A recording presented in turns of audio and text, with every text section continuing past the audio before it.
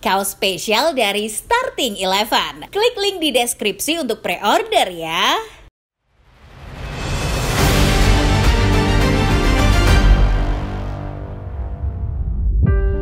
Federasi Sepak Bola Malaysia FEM baru-baru ini diketahui telah menghentikan proyek naturalisasi timnasnya. Sebelumnya, Harimau Malaya sempat membuat kabar mengejutkan di dunia sepak bola. Timnas Negeri Jiran mengklaim bahwa mereka akan membuat gebrakan baru yang akan mengejutkan banyak orang. Dengan bantuan bos Johor Darul Takzim Tunku Mahkota Ismail, Malaysia yakin bahwa dalam beberapa tahun ke depan prestasi Harimau Malaya akan meningkat. Gebrakan yang dimaksud di sini adalah revolusi timnas, di mana Malaysia akan berfokus untuk membawa pulang pemain-pemain keturunan mereka yang berlaga di luar negeri untuk membela negaranya. Bahkan beberapa bulan yang lalu, Malaysia juga sempat membuat pernyataan mengejutkan, di mana mereka sudah mengantongi 7 nama pemain keturunan yang siap dinaturalisasi. Meski kini nama-nama tersebut mulai terbongkar, namun proyek naturalisasi mereka justru terancam gagal. Lantas, apa yang menyebabkan kegagalan naturalisasi ini? Sebelum kita mulai pembahasannya Football Lover, selalu pastikan kamu sudah menekan tombol like dan subscribe, serta nyalakan lonceng notifikasinya.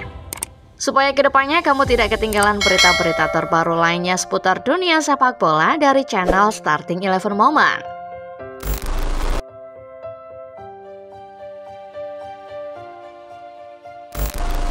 Pada awal tahun 2025, tepatnya pada pertengahan Januari, Malaysia sempat mengumumkan rencana mereka dalam merombak timnasnya. Menariknya, meski bisa dibilang perombakan, langkah ini ternyata terinspirasi dari PSSI. Seperti yang kita ketahui, PSSI belakangan ini telah sukses membuat timnas Indonesia mendunia. Dengan lolosnya tim Garuda ke ronde 3 kualifikasi Piala Dunia, kini Indonesia punya nama yang lebih besar di kancah Asia. Di saat bersamaan dengan suksesnya timnas Indonesia, Malaysia di sisi lain justru sedang mengalami keterpurukan. Tahun 2024 menjadi tahun kegagalan yang paling nyata bagi mereka. Sebab saat itu Malaysia total sudah 2 kali menelan 3 kegagalan. Gagal di kualifikasi Piala Dunia, Piala Asia, dan Piala AFF. Berkaca dari pencapaian di tahun yang mengerikan itu, FA Malaysia berencana membuat gebrakan baru yang terinspirasi dari PSSI guna meningkatkan permainan mereka terutama di Piala Asia 2027. Fokus utama mereka pun tidak jauh berbeda dengan apa yang dilakukan PSSI. FEM berencana untuk merekrut pemain-pemain diaspora yang siap membela Harimau Malaya di kancah internasional. Mantan manajer timnas Malaysia Datuk Kamarul Arifin Mohsahar menjelaskan bahwa rapat mengenai perombakan besar ini telah dimulai sejak Desember 2024 lalu. Seperti yang saya katakan bahwa kita ada rapat yang akan diumumkan 15 atau 18 Desember ini. Pengumuman itu akan menjadi fenomena bagi sepak bola negara ini, ujar Kamarul Arifin pada November 2024. Kamarul Arifin percaya bahwa dengan gebrakan besar ini, sepak bola Malaysia akan kembali bangkit setelah mengalami keterpurukan. Bahkan, Datuk Kamarul Arifin Mohsahar pun juga optimis program ini bisa lebih baik dibandingkan apa yang dilakukan oleh Ketua Umum PSSI Erick Thohir. Kita mungkin akan lebih tinggi atau lebih baik dari apa yang dilakukan Erick Thohir, ujar Kamarul Arifin.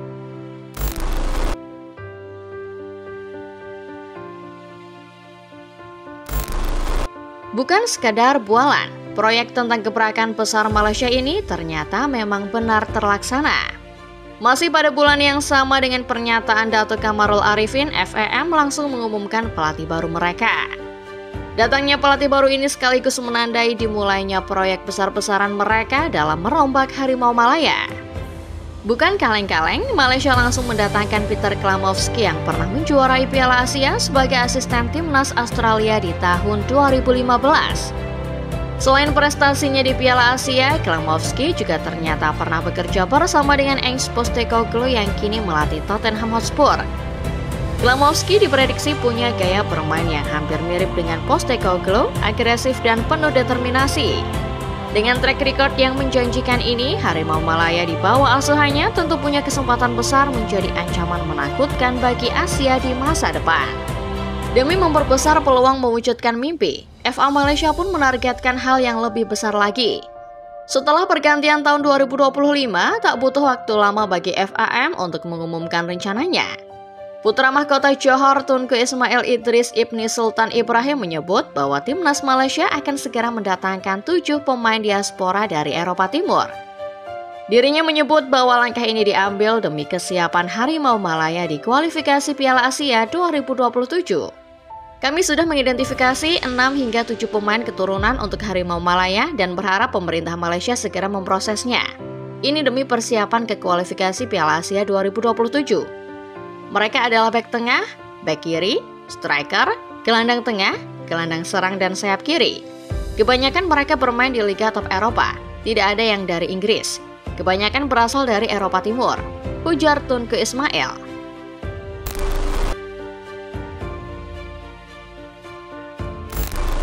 Pada awalnya, nama-nama para pemain yang akan dinaturalisasi sengaja masih dirahasiakan oleh FAM. Malaysia mungkin berencana untuk menaturalisasi mereka satu persatu. Namun belakangan ini beberapa nama justru telah bocor ke publik. Salah satunya adalah Ferdy Drief. CEO Timnas Malaysia Rob Friend mengungkapkan bahwa pemain blasteran Belanda itu bahkan sudah mencapai tahap akhir pengurusan paspor Malaysia. Namun begitu, hal yang mengejutkan justru datang dari sang striker. Dalam wawancaranya bersama media ESPN Belanda, Ferdy Drief justru menepis klaim ini. Apakah saya terlihat seperti orang Malaysia? Maksud saya ini benar-benar orang Belanda, ujar Ferdy Drief. Usai pernyataan ini dilontarkan, nama Drief pun heboh di kalangan penggemar. Menanggapi kehebohan ini, Tunku Ismail pun angkat bicara dan memohon kepada semua pihak untuk tidak berspekulasi tentang pendekatan Johor dan berhenti membuat sensasi. Tunku Ismail menyebut bahwa cara kerja Johor adalah dengan ketenangan yang berfokus pada hasil dan kerja keras dan bukan sensasi semata. Cara kami sederhana, tindakan berbicara lebih keras daripada kata-kata. Kami tidak bicara, kami mewujudkannya. Saat kami berjanji, kami berdarah-darah karenanya. Itulah Johor, hasil berbicara lebih keras, ujar Tunku Ismail. Seiring penolakan Drief, kini FAM justru terpaksa menghentikan proyek naturalisasinya untuk sementara waktu. Mengutip dari berbagai sumber, penghentian proyek ini disebabkan karena adanya ketidakcocokan antara FAM dengan aturan pemerintah Malaysia. Pemerintah Malaysia menetapkan aturan bahwa pemain yang ingin dinaturalisasi harus memenuhi 2 syarat yang berlaku. Pertama adalah bermain di Liga Malaysia selama minimal 5 tahun sejak usia 18 tahun. Lalu sang pemain belum pernah membela timnas senior negara lain. Karena aturan ini dirasa ketat dan tidak ada dukungan yang cukup dari pemerintah, rencana FAM untuk menaturalisasi 7-8 pemain jadi terancam gagal. Beberapa pemain keturunan yang diincar Malaysia juga menolak tawaran untuk bergabung dengan tim nasional Malaysia. Belum lagi ada beberapa kabar yang menyatakan bahwa Parlemen Malaysia tidak mau lagi buang-buang anggaran demi naturalisasi yang sampai saat ini belum membuahkan hasil.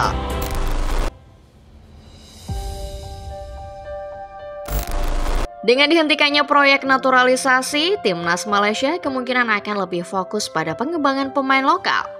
Salah satu langkah yang bisa diambil adalah meningkatkan pembinaan pemain muda melalui akademi dan kompetisi usia dini. Jika dikelola dengan baik, pendekatan ini bisa membangun tim nasional yang lebih solid dalam jangka panjang, seperti yang dilakukan oleh Jepang dan Korea Selatan. Namun, pendekatan ini juga membutuhkan waktu dan investasi yang tentunya tidak sedikit. Terlepas dari opsi itu, Malaysia juga masih bisa mengandalkan pemain keturunan yang sudah menjadi warga negara sejak lahir tanpa perlu proses naturalisasi. Seperti kasus Emil Audero di Timnas Indonesia. Namun, mencari pemain seperti ini tidak selalu mudah. Banyak dari mereka lahir dan besar di luar negeri, sehingga mungkin lebih tertarik bermain untuk negara tempat mereka dibesarkan. Jika mereka punya kewarganegaraan ganda atau masih bisa memilih tim nasional, Malaysia harus bersaing dengan negara lain untuk mendapatkan mereka. Di sisi lain, meski proyek ini dihentikan, klub-klub di Liga Malaysia masih diperbolehkan menaturalisasi pemain asing untuk kepentingan kompetisi domestik. Hal ini bisa menjaga kualitas liga, tetapi juga berisiko menghambat perkembangan pemain lokal. Jika pemain asing mendominasi klub-klub Malaysia, kesempatan bagi pemain muda lokal untuk berkembang bisa semakin berkurang, yang pada akhirnya juga berdampak buruk bagi tim nasional. Tanpa strategi yang jelas dalam merealisasikan mimpinya ini, Malaysia kini justru terancam melemah di level internasional. Negara-negara Asia Tenggara seperti Indonesia, Thailand, dan Vietnam sudah lebih dulu memanfaatkan pemain naturalisasi dan diaspora untuk memperkuat tim mereka. Jika Malaysia tidak segera beradaptasi dengan perubahan ini, mereka beresiko semakin tertinggal dalam persaingan sepak bola regional dan Asia. Demikian Football Lovers, pembahasan singkat mengenai rencana FAM untuk merombak timnas Harimau Malaya yang kini harus ditunda. Meski dihentikan, Football Lovers perlu diingat bahwa keputusan ini hanya bersifat sementara. Bagaimana menurut kalian sendiri? Dengan adanya keputusan ini, masih bisakah timnas Malaysia mencapai targetnya di Piala Asia? Coba tulis pendapat kalian di kolom komentar ya.